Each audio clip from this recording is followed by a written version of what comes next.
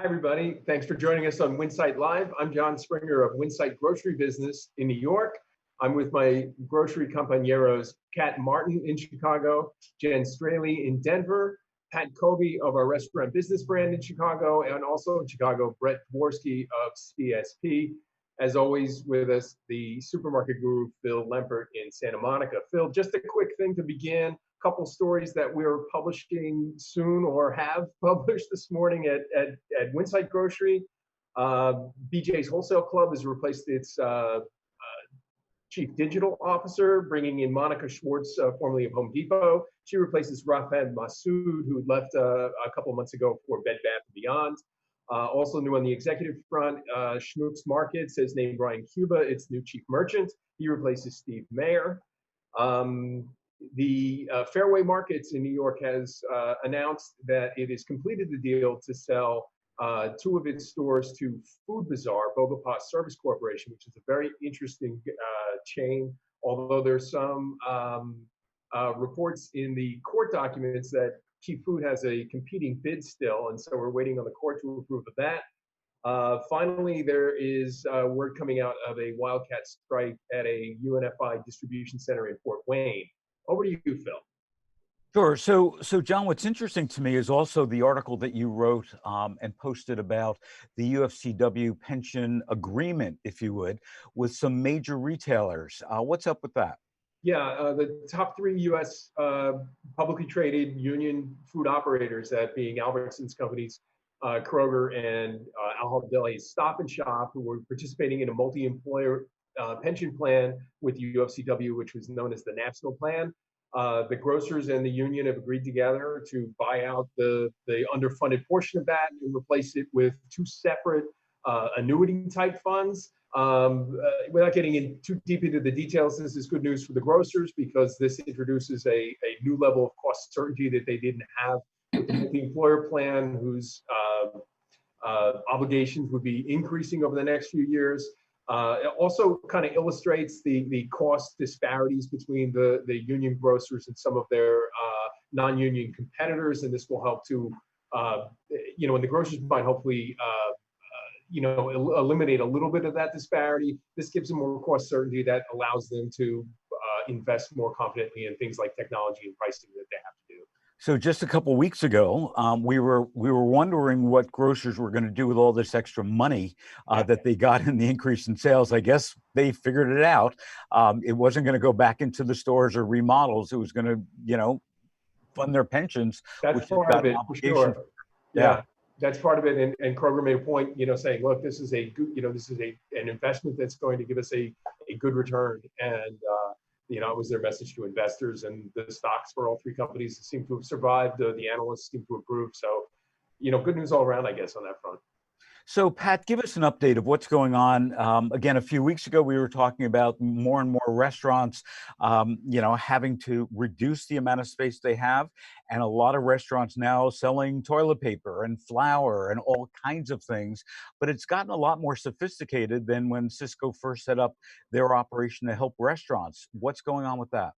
Right. Well, in the beginning, they were selling staples that, were running out in grocery stores like milk and bread and toilet paper, which everyone found really scarce.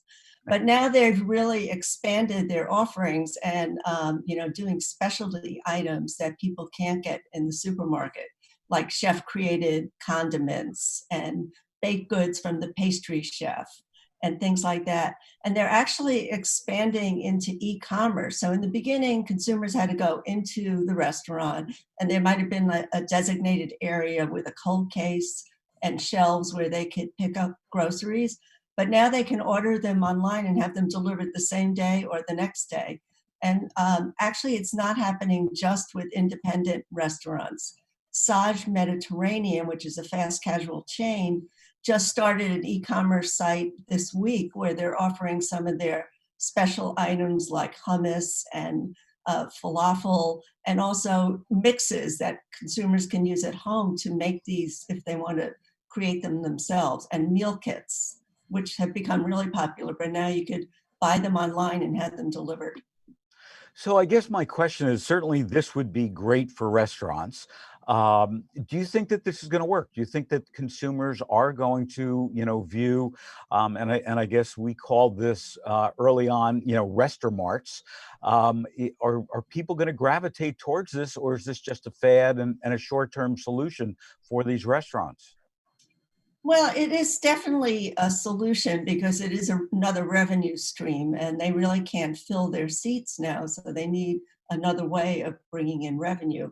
But I think customers are really enjoying it. They're actually getting really tired of cooking from scratch. Yeah. And so these give them some starting points and they could have something that tastes like the chef made it, but it's, in their own home. So I think it has legs. I mean, especially until people can go back to restaurants and sit down and eat. So I guess time for a quick round robin. How many of us have ever gone into one of these restaurants and bought, whether it's toilet paper or chef created meals? I have. Anybody else? I have not. I've perused it, but I haven't I haven't purchased. But You I guys have to get out more. I've talked to Yes, so many retailers lately who have said that the hottest sellers in their, deli prepared foods area right now are chef branded, from local restaurants, chef branded meal kits, products. And, these aren't inexpensive items. I mean, I talked to a retailer recently who was selling like ramen bowls from a local ramen joint for $14 a bowl. So let me ask a question. I know that Hy-Vee was one of the first ones to do that and bring in some local restaurants to help the restaurants. Other retailers have as well. Dave Foreman just made a comment. The products he's seen offered carry restaurant markups. So is that a huge potential profit center for supermarkets as well? Anybody? Jen, what do you think? I would assume so. I mean, like I said, I've spoken with multiple retailers who've said like that is right now, given everything that's going on, and they've had to get rid of the hot bars, get rid of the salad bars. The restaurant branded meal kits are flying off the shelves, given all that's going on. And the e-commerce makes it a lot easier for consumers to order them now. I mean, that seems to be the latest trend where they're selling them online and people can just get them delivered. Yeah, talking about Hy-Vee, Kat, what's going on with Hy-Vee and face masks? Yeah, so this great mask debate continues. So Hy-Vee is taking a bit of a hybrid approach. They have a new initiative that they're calling Mask It Up to Shut COVID Down. It's Your Choice. So none of their stores right now are requiring customers to wear masks. They are requiring staff, their employees, to wear masks. But Hy-Vee is now going to be handing out 3 million masks throughout its 8-state region for customers who want masks who don't have them, but they are not requiring them in the store. They're trying to avoid consumers behaving badly. We've all seen the consumers, when asked to wear a mask, maybe push back at store employees. So they're trying to avoid that, but also make people who want masks to have access to them and maybe feel safer in the stores with wearing the masks. This kind of goes against what the NRF was saying, which is asking for a nationwide policy requiring masks to be worn in all retail stores. And last week we saw a lot of major retailers who are instituting that company-wide for their locations. But Hy-Vee is taking a bit of a different approach and doing this hybrid, handing out the masks but not requiring them in the store. I'm a bit surprised to hear that. As you pointed out, so many retailers last week, saying it was mandatory. I love the fact that Hy-Vee is giving out 3 million masks free. I think that's a great program. I think the campaign is great. But aren't you a bit surprised that Hy-Vee isn't mandating that masks have to be worn by shoppers? I am a little bit, simply because so many, as you mentioned, so many retailers have done it and they operate in the same, areas. Hy-Vee obviously is following all municipality requirements. So if they are in a location where the county or the city is requiring masks in retail locations, and obviously those locations will require it. But they're also, operating in areas where there is a huge pushback against mask wearing. So I think they are really they're trying to straddle that line where they don't, they're not, making the rounds, going viral for having a customer in their store who is refusing to put on a mask. Yeah, and I think from the beginning of this, the enforcement, who is going to enforce mask wearing has been, an issue from the get-go. And, I know, Kroger now requires masks. And as I've said before, my dad works at a Kroger store. He said the other day, someone was screaming obscenities up at the front of the store, and my dad went running up there to see what was going on. I'm like, don't go running towards the crazy person screaming. Very upset that he was, being asked to put on a mask. So, without hiring security guards or getting managers involved, how can you expect just sort of the hourly folks to enforce the mask mandate?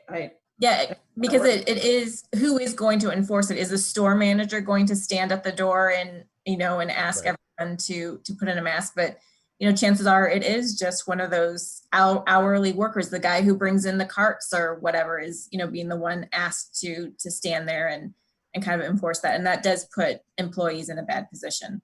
Yeah, I think they're being asked to, be non-confrontational and, sending out memos on body language and how you have to deal with that. But, so they got to take it as well as they can. But I got to say, not requiring masks is just kind of customer centricity going all wrong.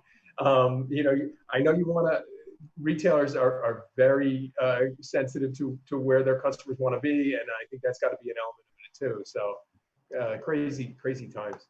So I Jen, just have I'm sorry, Brett, let me just ask Jen one quick question and then we'll go to you.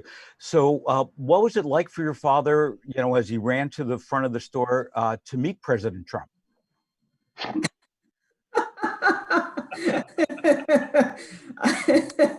Okay, Brett.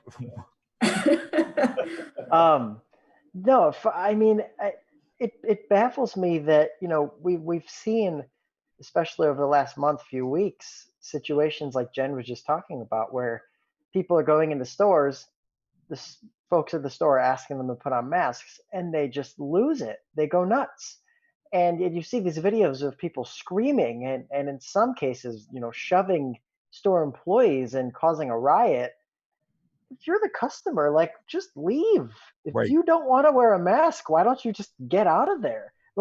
Save everyone the time and effort and save face for yourself. I don't understand why, first of all, why people are so against just putting a little piece of cloth over their face, but also if they don't want to, if they are so against it, just leave. It baffles me that people are raising such a riot over this in stores that they're so against wearing the masks, but they have to be there and make such a fuss about it. I don't know. It baffles me every day. Yeah, I remember. There is a little thing called online ordering that people could do. Yes, exactly. If you don't want to wear a mask, stay home and do that. It does not never ceases to amaze me.